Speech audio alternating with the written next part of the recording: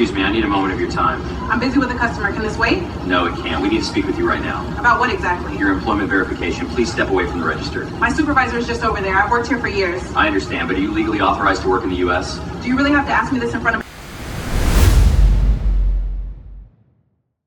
The overhead fluorescent lights inside Eastbrook Fresh Mart hummed softly on the afternoon of Tuesday, November 9th, casting a flat, unforgiving glow across the front end of the store. Nothing about the day stood out at first. No alarms. No raised voices. No indication that within minutes, this ordinary grocery store would become the center of a case scrutinized by federal judges, civil rights attorneys, and millions of viewers who would later watch the footage frame by frame.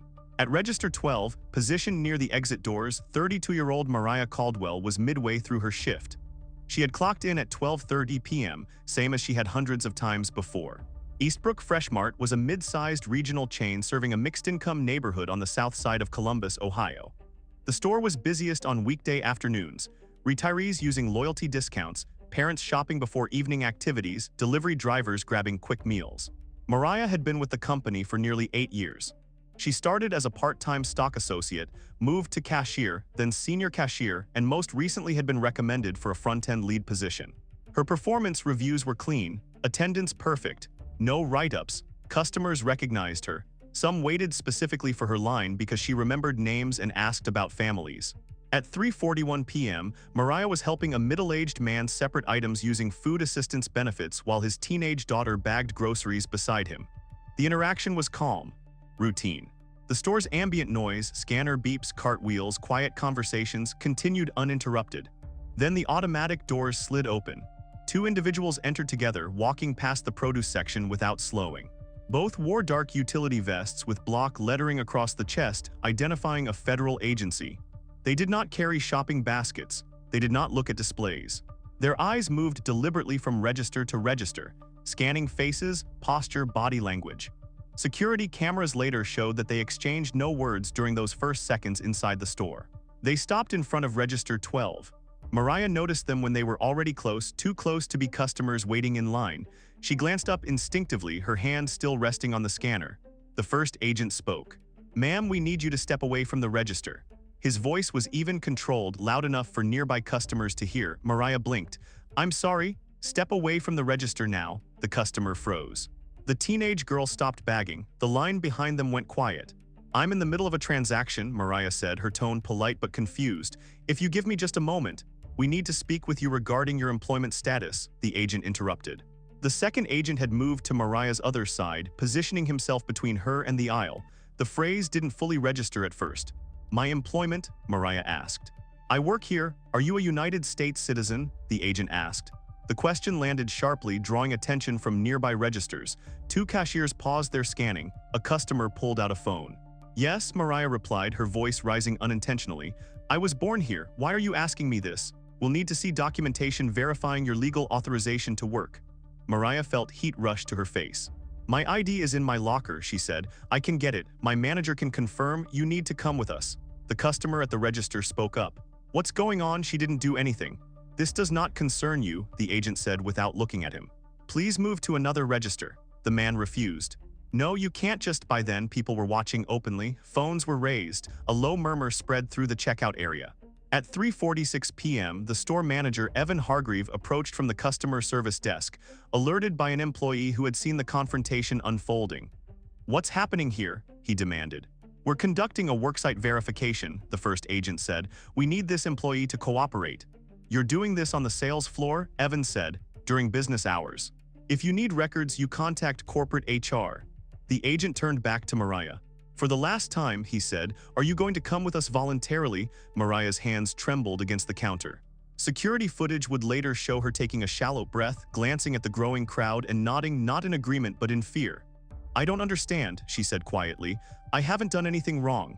The cameras kept recording. And whatever was happening at Register 12 was no longer routine.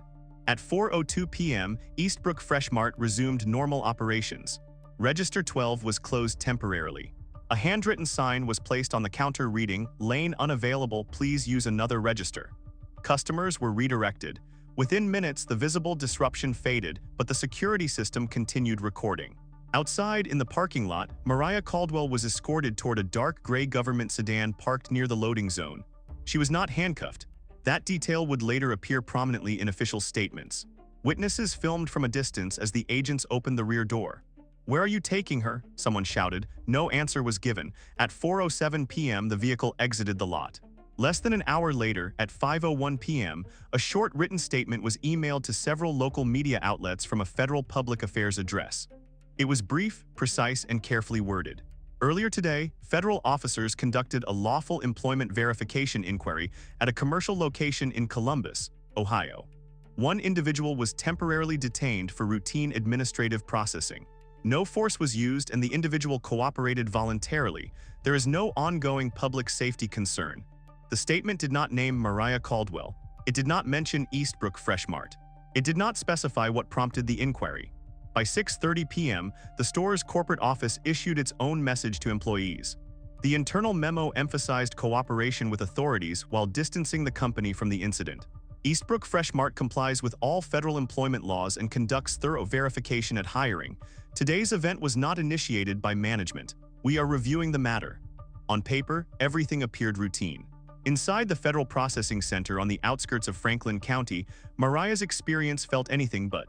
She was escorted through a secure entrance, her phone taken and logged, personal belongings placed into a clear plastic bin labeled with a barcode. Her name was entered into a database, fingerprints were taken, a photograph was snapped against a white wall. She asked again where she was and how long she would be there. "You're being processed," she was told. "Once verification is complete, we'll know next steps." How long does that take? That depends. At 7:18 p.m., an intake officer noted in the system that Mariah claimed U.S. citizenship by birth but did not possess physical documentation at the time of detention. The file was flagged for verification. Meanwhile, the official explanation continued to spread. By the evening news, the narrative had solidified: a routine check, a cooperative subject, temporary detention. No wrongdoing implied. No rights violated. Footage from inside the store had not yet aired. That changed later that night. At 10:11 p.m., a local station broadcast a 30-second clip recorded by a customer's phone. The video showed Mariah standing behind register 12, visibly shaken, while two agents spoke to her as customers looked on. The caption read, "Federal agents detain grocery store cashier during shift." Public reaction was immediate. Questions began circulating online. Why was one employee singled out? Why on the sales floor? Why no warrant? Why no coordination with management? In response, a second federal statement was released just before midnight. Worksite enforcement actions may involve on-site interviews when necessary. Officers acted within their authority based on information received. Still no details. Inside the facility, Mariah was placed in a holding room with metal benches and fluorescent lighting harsher than anything at the store. She was given water, no phone call yet. She replayed the words over and over in her head. Routine, voluntary, temporary. None of them matched how it felt. At 11:54 p.m., her status remained unchanged in the system. Pending verification. Outside, the official version was holding for now, but cracks were beginning to show. At 6:12 a.m. on Wednesday morning, Mariah Caldwell was still in custody. She had not slept. The holding area lights never dimmed, and the low hum of ventilation made silence impossible. Every hour or so, an officer walked past, glanced through the narrow window, and moved on. No one explained what stage verification was in. No one asked additional questions. At 6:38 a.m., her parents arrived. Denise Caldwell and Raymond Caldwell had driven overnight from Dayton, alerted by a voicemail left by Evan Hargreaves shortly after the incident. They brought a thick manila folder containing copies and originals: Mariah's Ohio birth certificate, her social security card, school records, tax filings. At the front desk, Denise placed the folder on the counter. "Our daughter is being held here," she said. "She's a U.S. citizen. These documents prove it." The officer barely glanced inside. "All documentation must be submitted through processing," he replied. "You'll need to wait." "How long?" Raymond asked. "There's no timeline." They were not allowed to see Mariah. By 8:20 a.m., the first internal discrepancy appeared. A supervisor reviewing the intake file noticed that the initial field contact report did not specify why Mariah had been approached. The report referenced information received, but no source, description, or criteria were attached.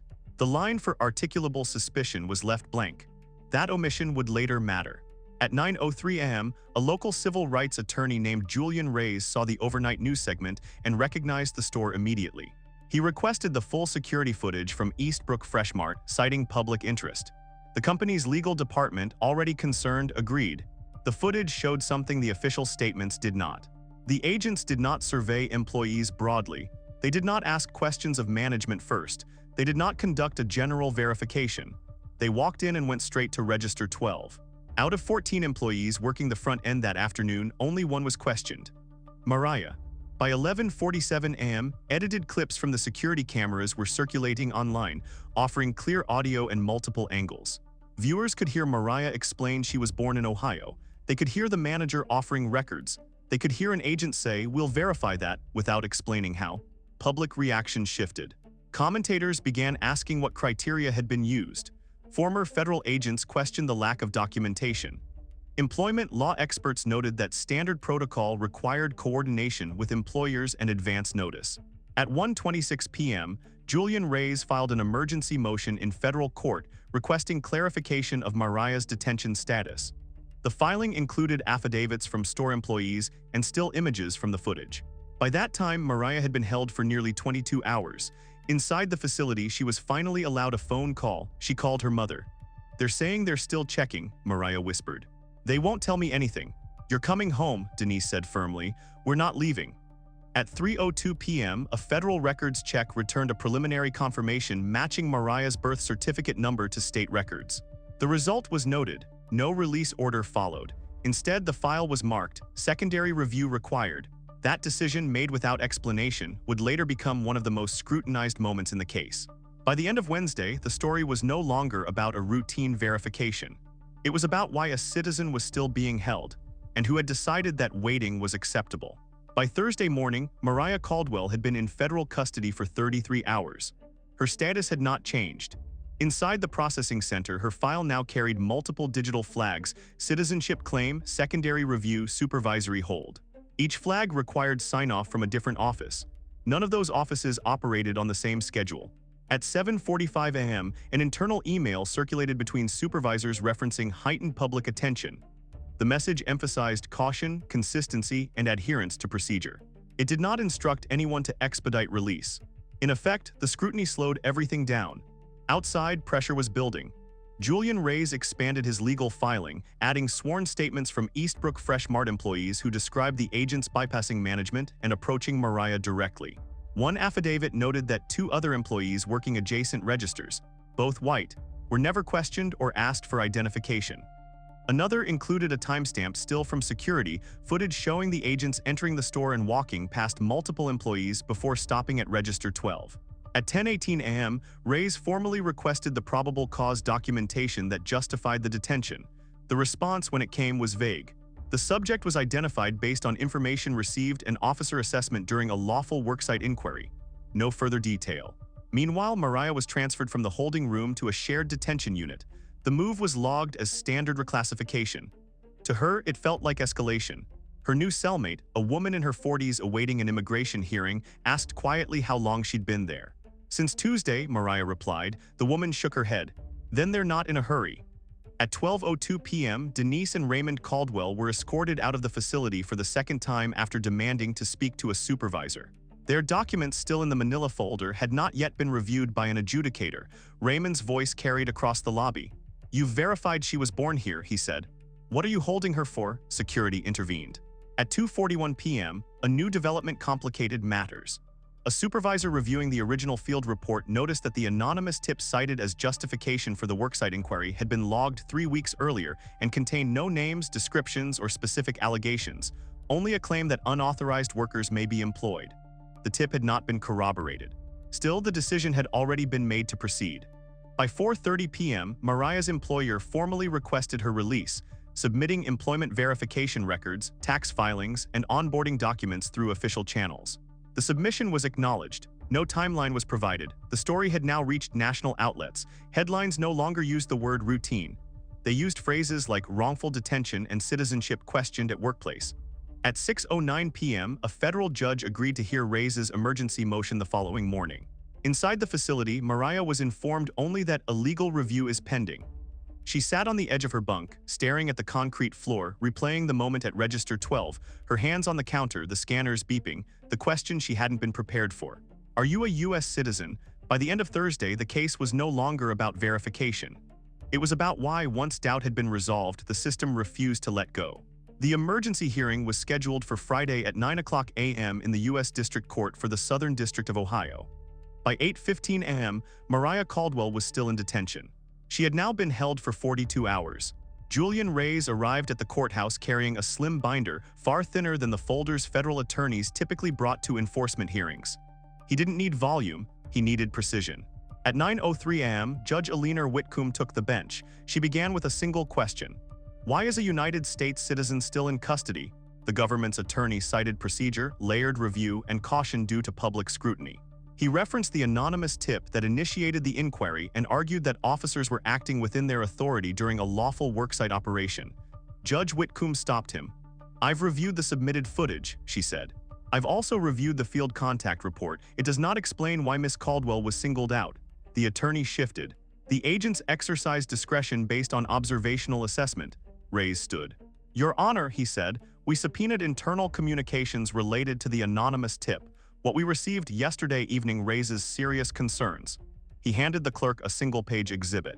An internal log entry, timestamped 3 days before the incident, documented a supervisory note attached to the tip. "Tip lacks specificity. No names provided. Do not proceed without corroboration." The courtroom went quiet. Judge Whitcomb looked up. "This note predates the detention?" "Yes," Reyes replied. "The guidance was ignored." The government attorney requested a recess. Denied. Reyes continued. Additionally, the surveillance footage shows 14 employees on the floor at the time. Only one was approached. There is no evidence of random selection, general inquiry, or employer coordination. The judge leaned back. "So the agents acted on an uncorroborated tip, contrary to supervisory instruction, and detained a single employee without articulable suspicion." "That is correct." At 9:41 a.m., Judge Whitcomb issued an oral order. "Miss Caldwell's continued detention is unlawful. Verification of citizenship was obtained yesterday afternoon. There is no legal basis to hold her further." She paused. "She is to be released immediately." Inside the detention center, the order was received at 10:06 a.m. Release processing did not begin until 10:58 a.m. At 11:22 a.m., Mariah was returned her belongings. At 11:47 a.m., she stepped outside. Her parents were waiting. So were cameras. She looked smaller than she had at Register 12. Her uniform was wrinkled. Her eyes avoided the crowd. Reyes spoke briefly to the press. "This was not a mistake," he said. "This was a decision, and decisions have consequences."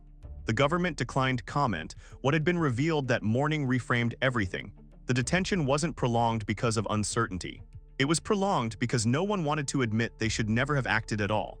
Mariah Caldwell did not return to work the following week. Eastbrook Fresh Mart placed her on paid administrative leave, citing concern for her well-being and the intensity of media attention. The store itself had become a focal point.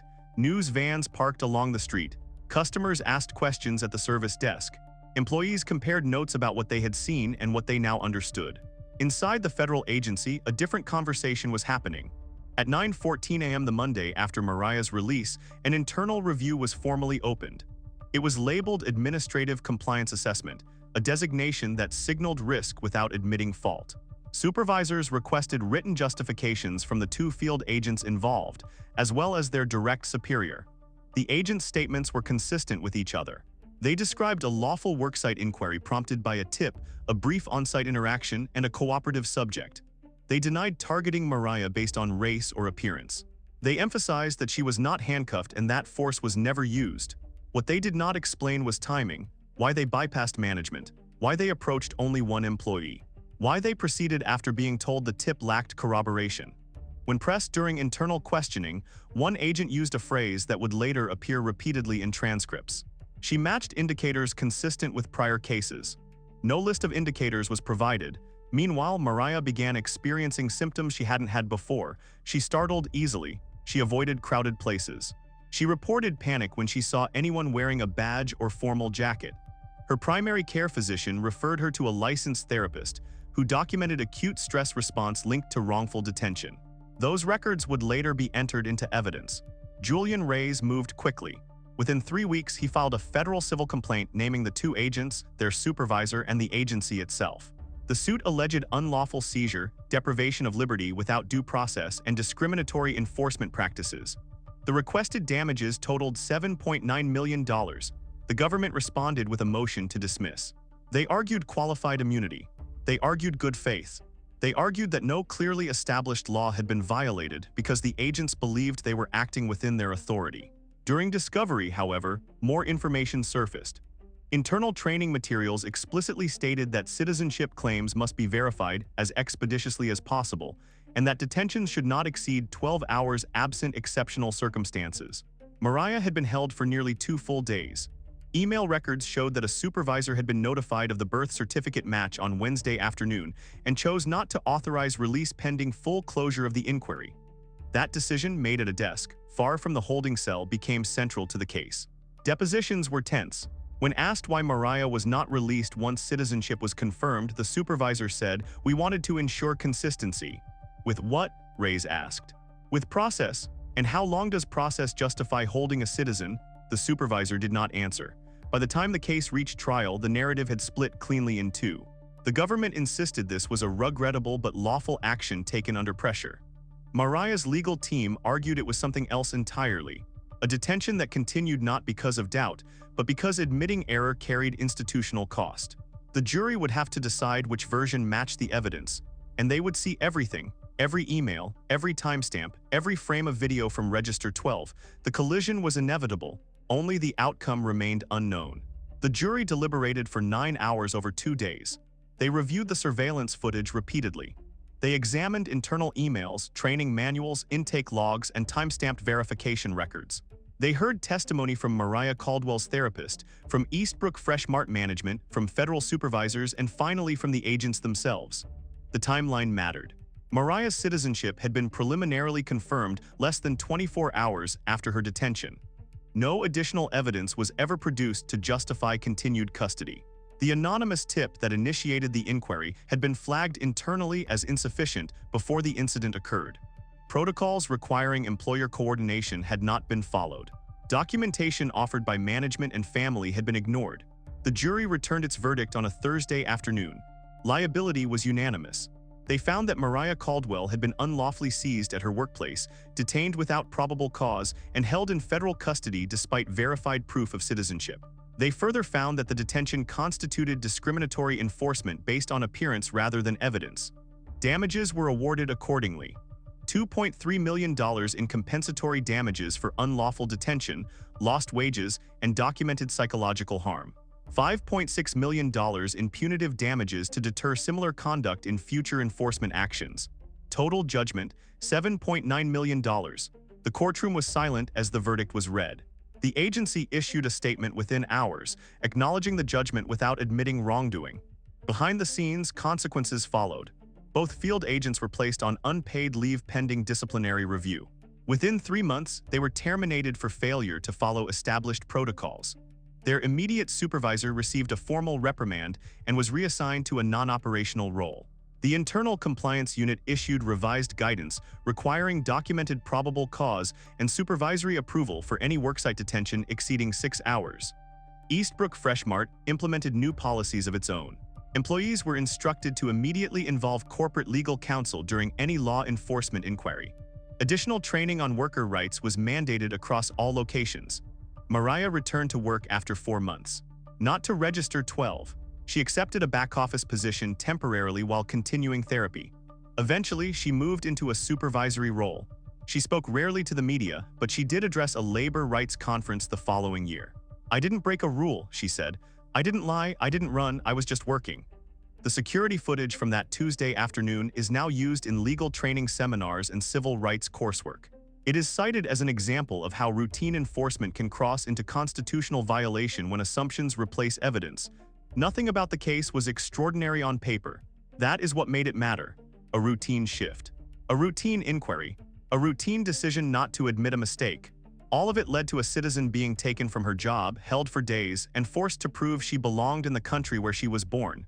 So here's the question. What would you do if, in the middle of your workday, someone demanded proof that you had the right to be there? And how long would you be willing to wait for the system to admit it was wrong? Thanks for staying with the case.